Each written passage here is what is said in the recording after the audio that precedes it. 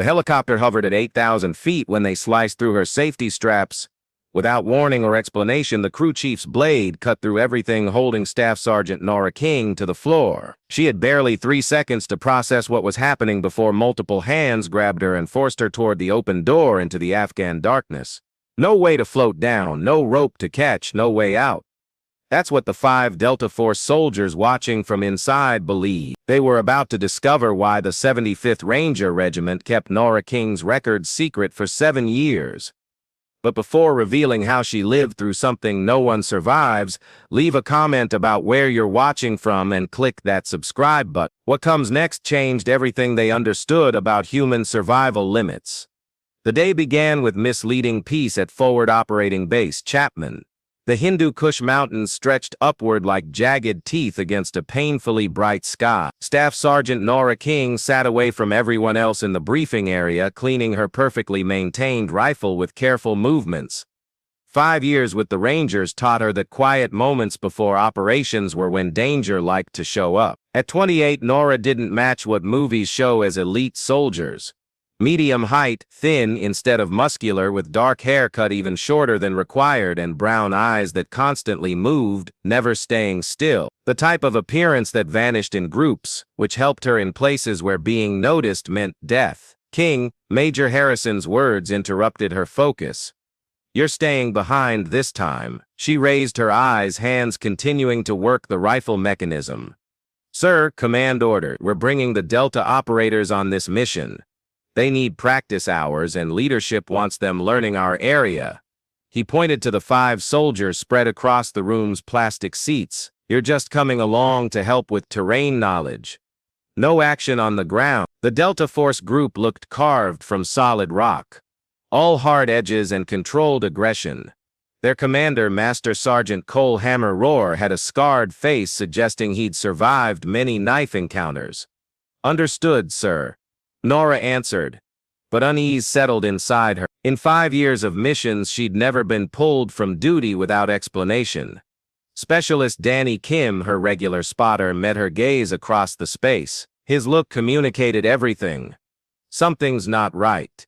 But before either spoke their worries, the briefing started. "Operation Copper Valley," Harrison declared, displaying a satellite photo on the monitor. Intelligence spotted a major target traveling through the Cornell. Ahmad Rashidi, explosive maker, coordinator, and the person behind 3 of our deaths last month. The atmosphere in the room intensified. Norah personally knew 2 of those fallen soldiers.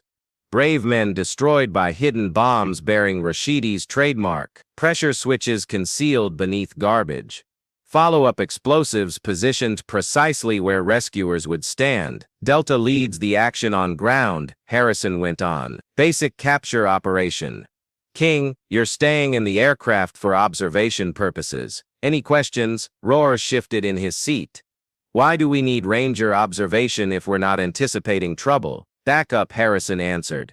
"King understands these mountains better than anybody. If complications arise, she'll help guide your exit." The briefing moved into mission specifics. Flight paths, backup strategies, escape options. Norah absorbed everything, though supposedly she wouldn't require it. That uncomfortable feeling inside had grown sharp. Kim approached her at the weapons storage as she prepared ammunition. "This doesn't feel right," he stated directly. "You've commanded 17 missions in the Cornell. Now suddenly you're just transportation. Orders remain orders." She added another magazine to her gear, then one more. If she was merely watching, she shouldn't need beyond standard combat equipment. She packed twice that. "Anyway, Norah, I understand." She locked eyes with him. "Stay alert out there, Danny. Everything about today feels wrong." The helicopter rose into the air at 11 at night. Rotor blades forcing the thin mountain atmosphere into submission. The Delta group sat in trained silence, their night equipment making them appear like ancient insects in the green-tinted shadow. Norah took position near the door gunner, supposedly for terrain viewing, but actually because it provided the clearest shooting angles if necessary. 20 minutes into the trip, the communication system crackled. "Approaching phase line Alpha," the pilot reported. 3 minutes until target. That's when Rohr stood. The action seemed casual, like stretching. But Nora's hand moved toward her pistol. Through the green wash of her vision equipment, she noticed him gesturing to his group, tiny signals almost invisible, but she'd learned to recognize violence in every form. King Roar's words came through her headset. Casual despite the rotor thunder. You understand what your issue is. She turned slightly, maintaining awareness of the other Delta soldiers. Tell me. You're too skilled. Leadership has noticed. The Cornell is your territory. Every warlord, every criminal, every combatant knows the female ranger who moves through their mountains like she belongs there. He stepped closer and now Norah saw the others repositioning, surrounding her. That reputation creates problems for business. What business? The type that earns more than military pay. His hand moved to his blade, not threatening yet, just waiting there. Rashidi isn't merely a bomb builder, he's a coordinator. Drugs, weapons, intelligence, he transports everything, and he's ready to pay generously for anyone eliminating obstacles. The truth assembled itself with disturbing clarity. This wasn't an operation, it was murder. What's the price? She asked, gaining time while analyzing her options. 5 soldiers, tight space, 8,000 feet high. The numbers weren't favorable, 50,000 per person, plus future arrangements. Roar actually grinned. Nothing against you personally, King. You're simply too good at your work. The smuggling paths need to remain accessible, and you keep shutting them. So you push me from a helicopter and report it was accidental. Equipment problems occur frequently in these mountains. Safety gear breaks, soldier drops. Terrible accident.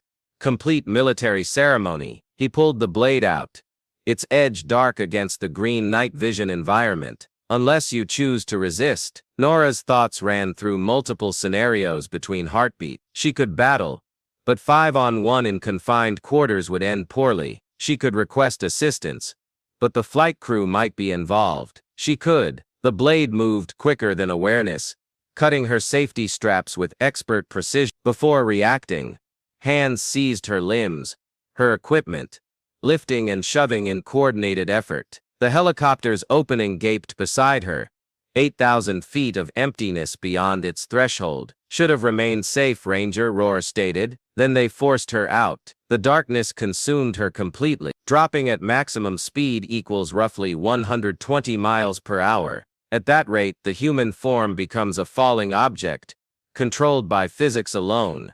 Most would have used their final moments yelling, thrashing, begging. Norah King did nothing like that. Instead, she started working. First task, positioning. She extended her limbs into a steady arch shape, using her form as a wing to manage her fall. The mountains accelerated toward her frighteningly fast, but fear was something she couldn't entertain. She had perhaps 40 seconds before hitting ground. Second task, placement. The green-colored landscape through her night goggles displayed the Cornell Valley spread underneath like a living map. She understood these mountains completely. Every peak, every depression, every seasonal waterway. There a shimmer of reflected moonlight. Cornell River flowing strong with melted snow. Third task, trajectory. She adjusted her form, aiming for the river. The water would be freezing cold just above zero, but preferable to stone. The trajectory needed perfection. Too direct and the collision would match concrete. Too flat, and she'd bounce across the water, shattering every bone. 20 seconds. She pressed her rifle against her torso, locked her feet together and arranged her hands to shield her skull. Below, the river appeared like a silver line. At this velocity, it might as well be. 10 seconds. Norah recalled a sudden clear memory of Ranger School.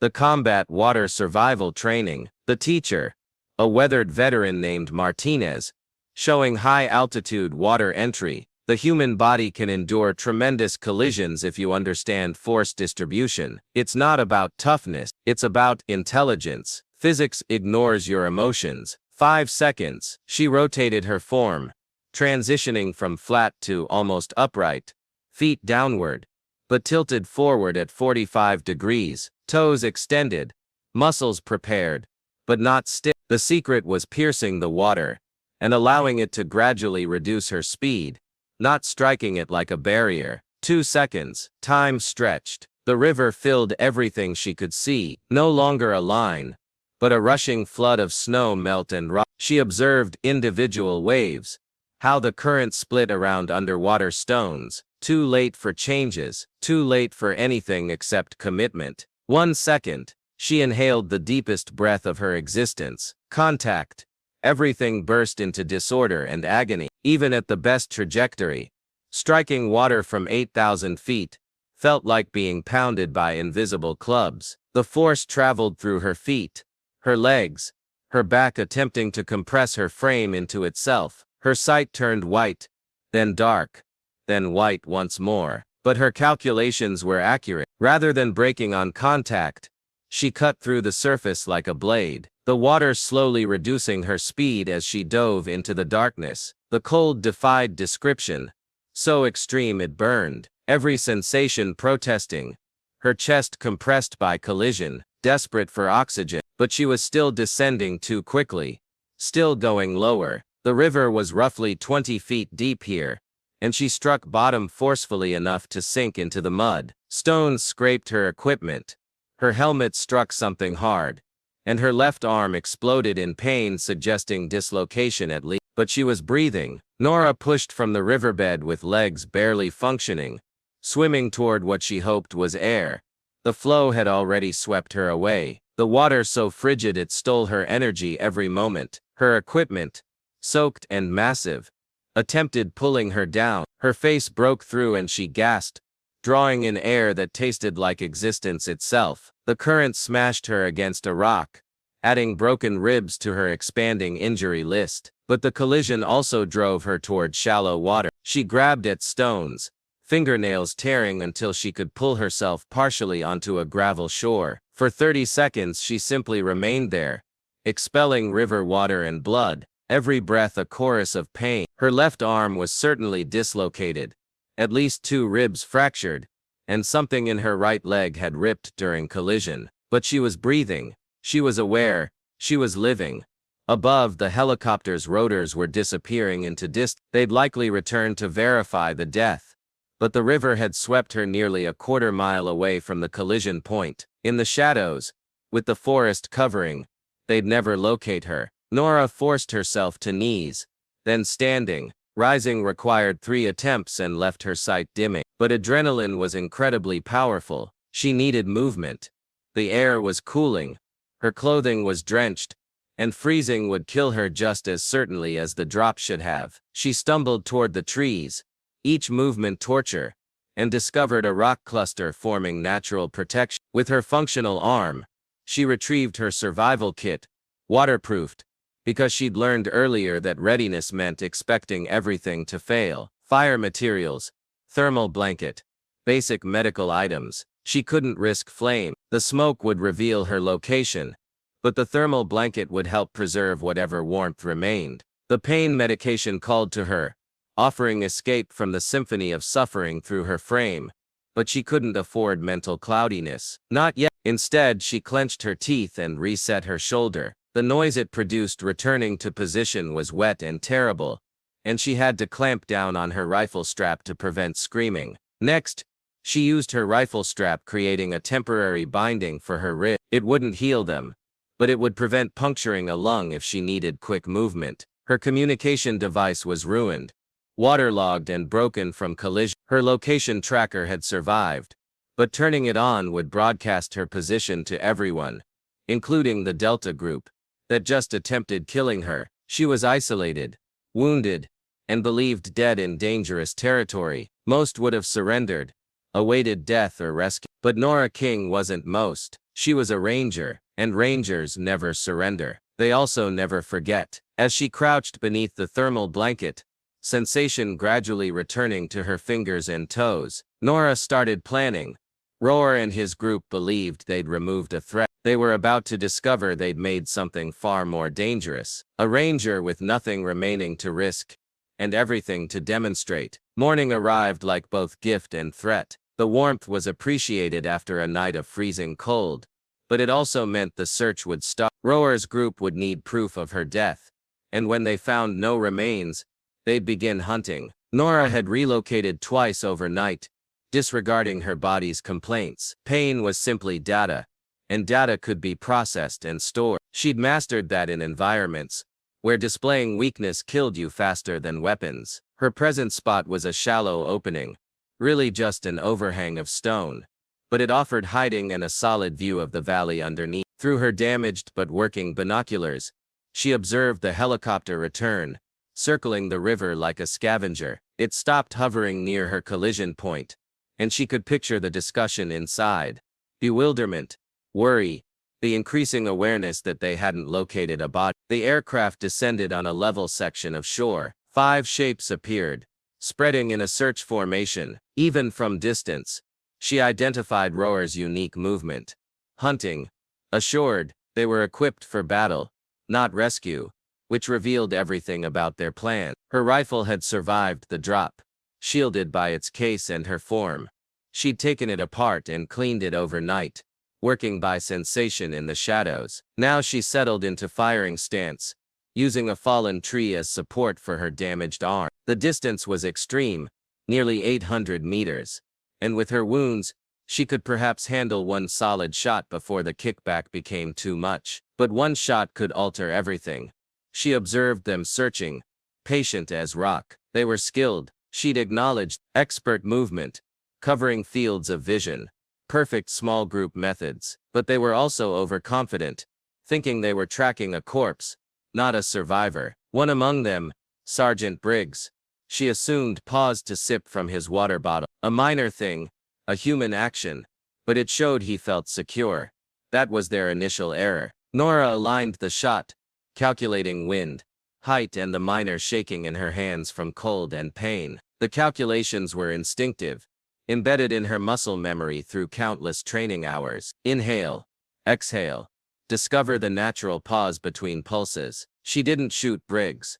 That would have been predictable, clear. Instead, she fired through Roar's communication antenna. The powerful rifle's blast echoed through the valley like light. The antenna burst in a spray of sparks and fragments, and 5 elite soldiers dropped to earth, like puppets with severed strings. The communication was obvious. I'm living, I can hit you, and this is your sole warning. For 10 seconds, nothing stirred except the water. Then Roar's words carried through the valley, boosted by the mountain sound. King, I recognize that's you. She remained silent, just observing through her scope as they scrambled for superior cover. They'd shifted from predators to prey in a trigger squeeze, and the mental effect of that transformation was more damaging than any projectile. We can resolve this, Roar shouted.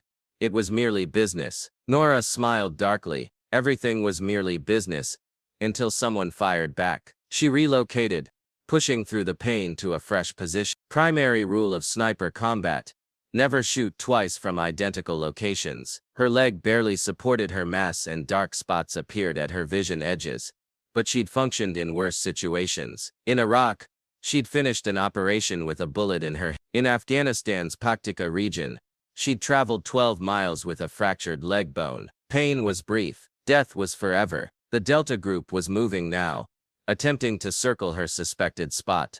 Smart methods, but they were making another error: that she was attempting escape. They didn't grasp that she wasn't fleeing. She was stalking. Norah had invested 5 years mastering every path, every opening, every concealed route in these mountains. The residents called her the Ghost Walker, the American female who materialized and vanished like dawn fog. Those identical paths that criminals used transporting drugs, she now used moving herself, remaining ahead of the Delta Group's chase, but always noticeable enough to maintain their pursuit. She guided them further into the valley, distant from their aircraft, distant from reinforcements. The flyer would be growing anxious, monitoring his fuel, questioning why his passengers hadn't come back. Every passing minute was a minute nearer to someone sounding an alert. At a tight section of path, she'd prepared a gift. Not an explosive, nothing that clear, but a basic falling log trap, the variety local trackers used. When Sergeant Cooper, trailing behind, triggered it, a log descended from overhead. He avoided it barely, but the action sent him tumbling off the path and down a sharp incline. Not deadly, but his ankle broke audibly when he reached the bottom. Now they were reduced to 4 and they needed to transport their injured. The mathematics was worsening for them every passing hour. King. Roar's words had shed its assured tone. This doesn't conclude well for you. Even if you return, who'll trust you? 5 honored Delta soldiers against 1 Ranger with trauma. You understand how this resolves. He was correct. Naturally, her statement against theirs, assuming any survived to provide testimony. But Norah wasn't intending a conflicting testimony resolution. She had something superior planned. Darkness returned, and with it arrived the cold that transformed breath into mist and made hands awkward on weapons. The Delta group had established camp in a protected spot. Excellent elevated ground, open shooting areas, stone structures for shelter, expert to the finish, but they'd committed one vital mistake. They'd camped beside water, a narrow stream flowing from the upper heights. Water created sound, which masked movement, and it also created predictable paths for anyone requiring drink. Norah waited until 3 in the morning, the death hour when even alert watchers struggled maintaining alertness. She'd invested the day collecting what she required. Not weapons, but intelligence. A recovered radio from an abandoned Taliban cache, broken but working enough to monitor. Power cells from the identical cache, and most crucially, a compact digital recorder she always transported, the one that survived the drop in its sealed case. She couldn't broadcast on the broken radio, but she could monitor, and what she monitored validated her suspicions. Roar's group was utilizing an encrypted channel, but encryption didn't concern her when she could monitor their conversation side. Package remains active. Roar was stating, request urgent extraction and rapid response support. Affirmative, sir. I comprehend the difficulties. Negative, sir. We cannot verify elimination. Understood, sanitize and extract. Sanitize. Military language for erasing evidence, erasing witnesses. They weren't merely going to eliminate her now, they were going to delete any proof she'd existed here. But Norah possessed one benefit they didn't realize. 3 nights earlier, she'd hidden supplies in these mountains, regular procedure for extended reconnaissance, additional ammunition, medical items, and most crucially, a satellite communication device with a completely charged power source. The hidden supplies were 2 kilometers distant, beyond the Delta Group's location. To access them, she'd need to pass through them, not around. Most would have labeled that impossible. Norah labeled it route. She traveled like liquid, like darkness, like the phantom the residents thought her to be. Every movement planned, every breath managed. Her wounds protested with each action, but pain was simply the body's suggestion, and she didn't need to accept it. The Delta Group had positioned 2 watchers, Briggs on the north edge, Matthews on the south. Strong positioning, covering observation zones, but they were watching for someone attempting escape, not someone attempting entry. Norah crawled through their boundary so gradually that motion detectors wouldn't register her, so silently that even the mountain rodents didn't scatter. She required an hour covering 50 meters. But patience was a sniper's primary quality. She passed near enough to Briggs to monitor his respiration, observe the mist from his exhales in the frigid air. Her hand discovered a stone perfectly weighted, and she tossed it into the shadows behind him. The noise was tiny but clear, and his attention jerked around, weapon following toward the sound. In that instant of distraction, she moved beyond him, sliding into the camp itself. Roar and the others were resting, depending on their guards. She could have eliminated them all. Cutthroats, swift and silent, but death would be too simple, too neat. She wanted them facing accountability, to have their betrayal revealed. Instead, she discovered what she sought. Roar's satellite device charging from a portable power unit. She couldn't steal it. They'd notice instantly, but she could operate it. Her hands moved across the keys, transmitting a coded communication to the single person she trusted completely. Kim would receive the communication when he woke. Location, circumstances, request for support. More crucially, he'd understand to examine the emergency cache, where she was about to deposit the digital recording of Roar's discussions. Objective accomplished. She started her withdrawal, but as she traveled beyond Roar's resting shape, his eyes awakened. For a suspended instant, they watched each other in the shadows. His hand began moving toward his weapon. Norah's blade was quicker, not a fatal strike. She drove it through his palm, securing it to the earth. His cry woke the camp, but she was already traveling, disappearing into the shadows as illumination blazed and voices yelled. "Locate her!" Roar bellowed, removing the blade with a noise that was part agony, part fury. Locate her immediately. But discovering a phantom in mountains that were hers was like capturing smoke with empty hands.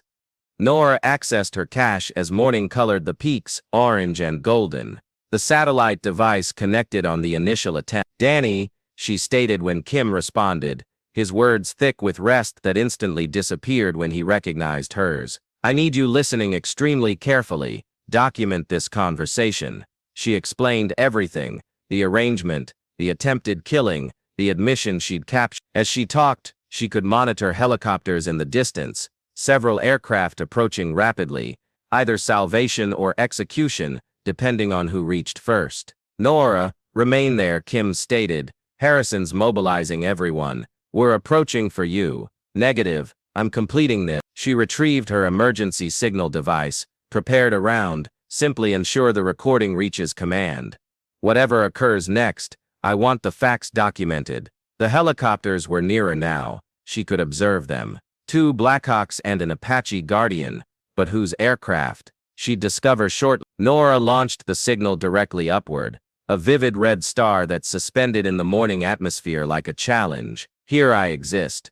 Approach and collect me." The initial Blackhawk turned sharply toward her spot.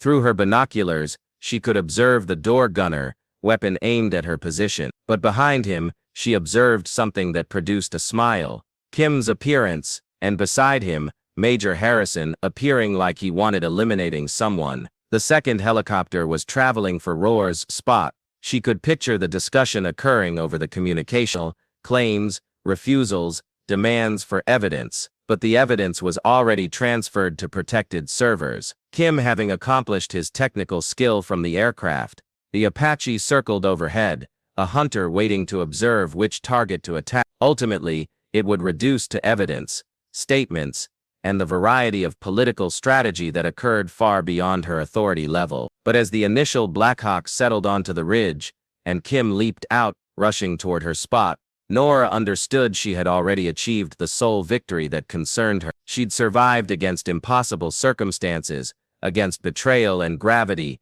and the frigid calculations of maximum velocity. She'd survived. "Holy hell, Norah," Kim stated, observing her wounds, the temporary sling, the clear concussion, how she positioned herself protecting fractured ribs. "How are you even upright?" "Rangers never surrender," she stated plainly. "We also don't perish easily." Behind them, she could monitor shouting from Roar's spot, the noises of an arrest occurring. The Delta Group would confront military trial, conspiracy accusations, attempted killing, their professions finished, their names ruined. But as the medical staff approached with a stretcher, Norah dismissed them. "I'll travel," she stated, though each movement sent electricity through her frame. "I leaped from a helicopter at 8,000 feet. I can reach the aircraft." Harrison walked beside her, his look unreadable. "King, what you accomplished, surviving that drop, it's impossible." "Negative, sir," she answered, grimacing as her leg attempted buckling. "It's simply extremely unlikely. There's a distinction. The mathematics alone. Mathematics is simply calculations, sir, and I've always excelled at calculations." She halted at the aircraft's entrance, glancing back at the mountains that had nearly become her tomb. "Additionally, Rangers don't require parachute. We simply require the determination to survive and the understanding of how to drop." As the helicopter rose, transporting her toward medical attention and the unavoidable inquiry, Norah permitted herself one instant of contentment. Roar and his group believed they had removed a threat. Instead, she'd transformed their killing attempt into their admission, their snare into their cell. The recorder in her equipment contained everything: their confession of wrongdoing, their involvement with the criminal networks, their readiness to eliminate a fellow American soldier for payment. Combined with the physical proof and Kim's technical monitoring, it would be sufficient for prosecution. 3 weeks afterward, Norah stood in the identical briefing area where everything had begun. Her arm was still mending, her ribs still sensitive, but she was returned in uniform. The inquiry had been complete, the proof overwhelming. Roar and his group were confronting life in military confinement. Staff Sergeant King, General Morrison, leader of Joint Special Operations, addressed her from the stage. What you survived, challenges, explanation. The drop alone should have terminated you, the wounds should have disabled you, the chase should have finished you, yet here you stand. Rangers guide the path, sir, she answered, the phrase carrying fresh significance after everything. Indeed, they He raised a folder, which is why I'm presenting you a decision. Complete medical retirement with recognition or a fresh assignment. There's a group that could utilize someone with your specific blend of abilities and absolute refusal to perish. What variety of group, sir? Morrison smiled. I had a suspicion you'd respond that. Report to Fort Bragg Structure 9. Someone will contact you there. As Norah departed the briefing area, Kim caught her in the corridor. So, medical retirement or mysterious assignment, what do you believe? He laughed. I believe they forced you from a helicopter and you transformed it into a promotion. I believe you're physically unable of selecting the simple route. The simple route is uninteresting, Norah answered, then grimaced as her ribs reminded her that the difficult route had price. Additionally, someone needs continuing proving that Rangers don't require parachutes. That's not actually accurate. You understand, the drop could have terminated you, should have terminated you. Norah stopped traveling, turned confronting him. Danny, they forced me from a helicopter at 8,000 feet because I was too skilled at my work. They betrayed everything we represent from greed. The drop didn't terminate me because I refused, permitting their betrayal being the conclusion of my narrative. She proceeded down the corridor, each movement still painful, but growing stronger. Rangers never surrender. Danny, we don't surrender when we're exhausted. We don't surrender when we're wounded. And we certainly don't surrender when someone forces us from a helicopter. So, what do we accomplish? Norah smiled, the look sharp as a weapon. We survive, we adjust, we conquer, and then we make them regret thinking we were merely another threat to be removed. Behind them, the sun descended over Fort Bragg, coloring the atmosphere the shade of crimson and gold. Somewhere in military confinement, 5 former Delta Force soldiers were discovering that betraying a Ranger wasn't merely an error. It was a mathematics lesson in how far someone could drop and still return stronger. And somewhere in Structure 9, a fresh variety of group was about to acquire its most unusual soldier, a female who dropped 8,000 feet without a parachute and survived to describe it.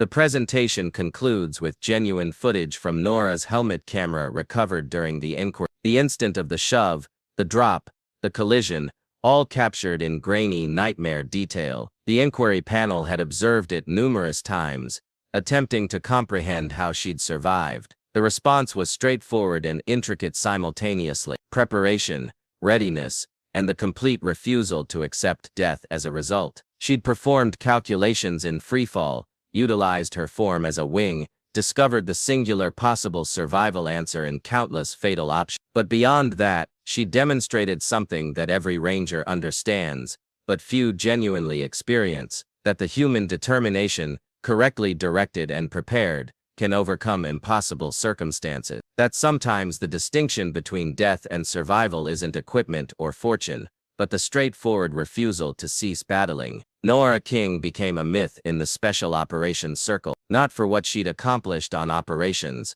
though her history was outstanding, but for being the Ranger who was forced from a helicopter at 8,000 feet and not merely survived, but returned to eliminate the men who attempted killing her.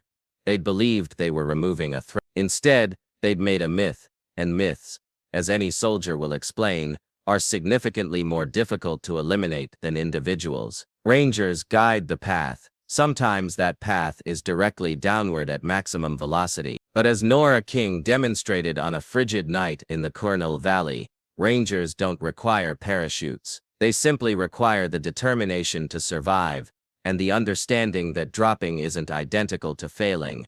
The sole distinction is whether you rise afterward, and Rangers always rise afterward. Have you encountered a circumstance where everyone anticipated you to fail, only to demonstrate that survival is more about perspective than situation. What would you accomplish if betrayed by the exact individuals intended protecting you? Could you discover the determination to survive an 8,000-foot drop without a parachute? Share your reactions in the comments underneath. We examine every single. If this narrative reminded you that the human spirit is more difficult to eliminate than the human frame, press that approval button and subscribe for additional tales of impossible survival and unbreakable determination. Share this with someone remembering that dropping isn't identical to failing. It's simply another chance to demonstrate how powerful you truly are. Additional narratives of warriors who refuse to perish are available on your display. Observe those next, and remember, Rangers guide the path even when that path is directly downward. Until tomorrow. Remember, they can force you from a helicopter, but they can't force the Ranger from you. Appreciation for observing. If you enjoyed this presentation, you can subscribe to observe additional incredible narratives like this.